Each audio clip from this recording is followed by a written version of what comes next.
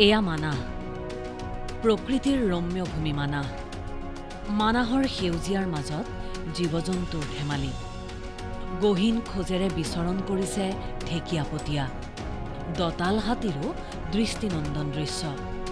এশিঙীয়া গড়ৰো দেখিবলৈ পোৱা গৈছে মুক্ত বিচৰণ। মানাহ মানেই প্ৰকৃতিৰ সম্ভাৰ, জৈৱ বৈচিত্ৰ্যৰে ভৰপূৰ মানাহ ৰাষ্ট্ৰীয় উদ্যান। কিন্তু শেহতীয়াকৈ মানাহ ৰাষ্ট্ৰীয় উদ্যানৰ পৰা সঘনাই বনাঞ্চল এৰি জনাঞ্চললৈ ওলাই আহিছে বন্যজীৱ। জনাঞ্চললৈ অহা বন্য জীৱ-জন্তুক সুৰক্ষা প্ৰদানৰ আহ্বান জনাইছে প্ৰকৃতিপ্ৰেমীয়ে।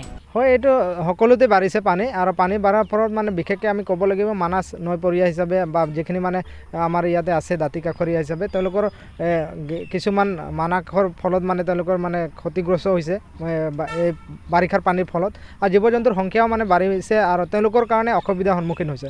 গতিকে জীৱ জন্তুৰ সংখ্যা বাহিৰতো লৈ আহিব, আৰু যাৰ কাৰণে নৈপৰীয়া বা দাঁতি কাষৰীয়া হিচাপে তেওঁলোকৰ নিজৰ দায়িত্ব যে তেওঁলোকে যাতে সঠিকভাৱে চায় কোনো এটা জীৱ জন্তু যাতে ক্ষতি নহয় বা মৃত্যুমুখত নপৰে, তাৰ কাৰণে সচেতন বা সজাগ হৈ থকাৰ কাৰণে আমি অনুৰোধ কৰিছোঁ। আৰু সকলোৰে সজাগ সচেতনতাত মানাহ ৰাষ্ট্ৰীয় উদ্যান বাঢ়ি থাকিব আৰু জীৱ জন্তুৰ সংখ্যা ভালকৈ থাকিব বুলি আমি আশা কৰিছোঁ। ভিতৰত পানী জমা হ'লে জীৱ জন্তুবোৰ দাঁতি কাষৰীয়া অঞ্চললৈ ওলাই আহে মানে? হয়, এইটো আমাৰ প্ৰতি বছৰে এনেকুৱা দেখিবলৈ পোৱা যায়, আৰু এইটো টাইমতে যেনেকুৱা আমাৰ মিথুন হওক বা বিভিন্ন জীৱ জন্তু হওক, হৰিণা হওক, আমাৰ সেইবোৰ ওলাই আহে, কাৰণ তেওঁলোকে বাৰিষাৰ ফলত মানে তেওঁলোকে ঘাঁহ নাপায় বা ঘাঁহনিৰ যিখিনি মানে পৰিৱেশ থাকে সেইটো নাপায়, যাৰ কাৰণে গাঁৱত ওলাই আহিব লগা হয়। গতিকে এই ক্ষেত্ৰত মানে নৈপৰীয়া বা দাঁতি কাষৰীয়া হিচাপে আমাৰ প্ৰত্যেকৰে দায়িত্ব যে জীৱ জন্তু ওলাই আহিলে আমাৰ এটা সচেতন ব্যক্তি হিচাপে বা আমাৰ দায়িত্ব হিচাপে আমি নিজৰ দায়িত্ব পালন কৰিলে নিশ্চয়কৈ জীৱ জন্তু ৰক্ষণাবেক্ষণ দিয়া।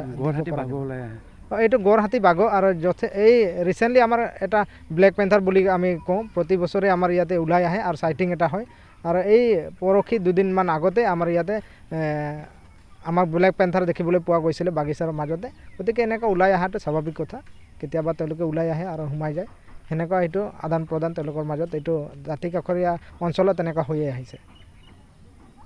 জনাঞ্চললৈ অহা বন্যজন্তু দেখিলে আতংকিত হোৱাৰ বিপৰীতে বন বিভাগৰ সৈতে যোগাযোগ কৰক, এয়াই আহ্বান প্ৰকৃতিপ্ৰেমীৰ। নেৰানেপেৰা বৰষুণৰ ফলত নৈ উপনৈসমূহত জলপৃষ্ঠ বৃদ্ধি হোৱাৰ ফলতেই বিশ্ব ঐতিহ্য ক্ষেত্ৰ মানাহ ৰাষ্ট্ৰীয় উদ্যানৰ গভীৰ অৰণ্যত কৃত্ৰিম বানৰ সৃষ্টি হৈছে। দেখিবলৈ পোৱা গৈছে খাদ্যৰ অভাৱ, আৰু সেয়েহে বনাঞ্চল এৰি জনাঞ্চললৈ সঘনে ওলাই আহিছে ৰাষ্ট্ৰীয় উদ্যানখনৰ বিভিন্ন বন্যজীৱ। ব্যুৰো ইনপুটৰ সহযোগত নিউজ ডেস্ক ৰিপৰ্ট, দেশ টুডে।